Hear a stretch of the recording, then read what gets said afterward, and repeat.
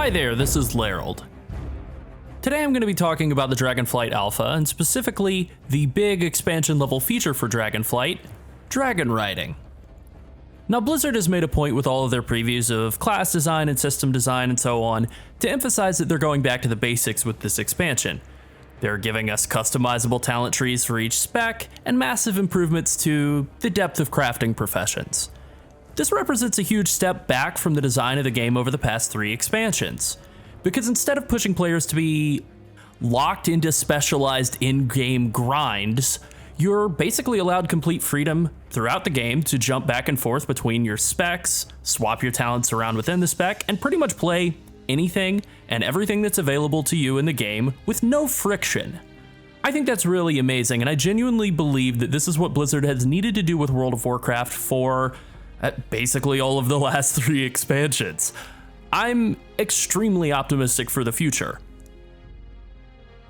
That back to basics approach doesn't mean that Blizzard's trying to dumb down the game though, or take the current retail game in the direction of classic, and that's where Dragonriding comes in. This is going to be one of the core systems of the expansion, and it feels extremely modern.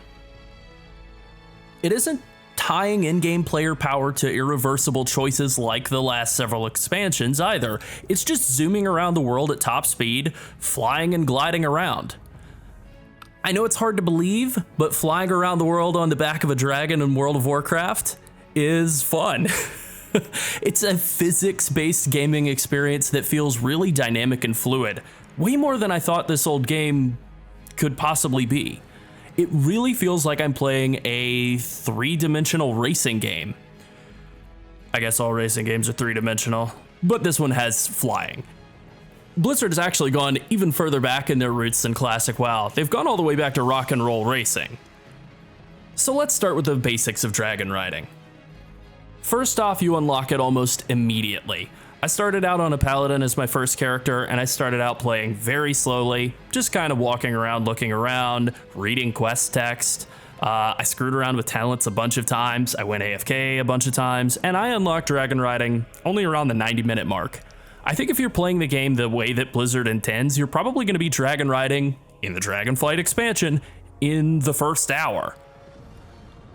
At this point, I'm just getting to experience the very first leveling zone. This is a system you're going to level up as you progress through the leveling experience and into the end game, and it will eventually have a talent tree that you can spec around in.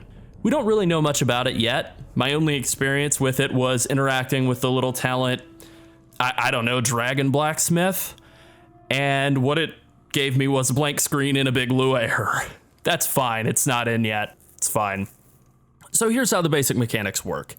It is physics-based, so if you aim downwards, you gain speed. If you even out, you slowly lose speed, and if you pitch upwards, you lose speed pretty quickly. Your dragon has 2 abilities. They can fly upwards pretty fast and pretty far, or they can zoom forward.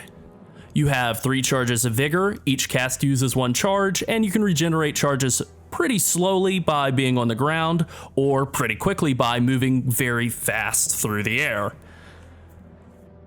There are also time trials, which you can access by talking to Bronze Dragonkin. In the time trials, there are 2 types of little power-ups you can fly through. The white gusts of wind cause you to zoom forward very quickly, and the green swirls recharge a point of vigor instantly. Now apparently there are more Dragonriding abilities unlocked as you progress through the leveling experience, and you also gain more energy than just the base of 3.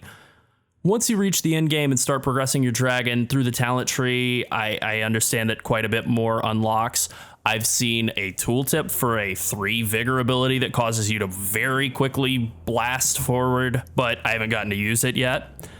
I am looking forward to it though, because even just the absolute basic components of this are extremely fun. Just being able to run and jump off the edge of a cliff or a bridge or a very tall tower and then zoom for like hundreds of yards, thousands of yards feels really nice. I really am enjoying gliding around this beautiful zone here that I've forgotten the name of.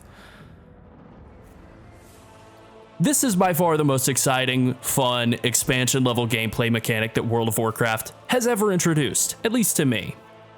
In one of the early interviews, Ion Hazzikostas said that they're doing this instead of WoW's traditional flying at release, and while they intend to add regular flying later on where you can just fly straight up in the air to the skybox if you want, they really think that players will prefer this.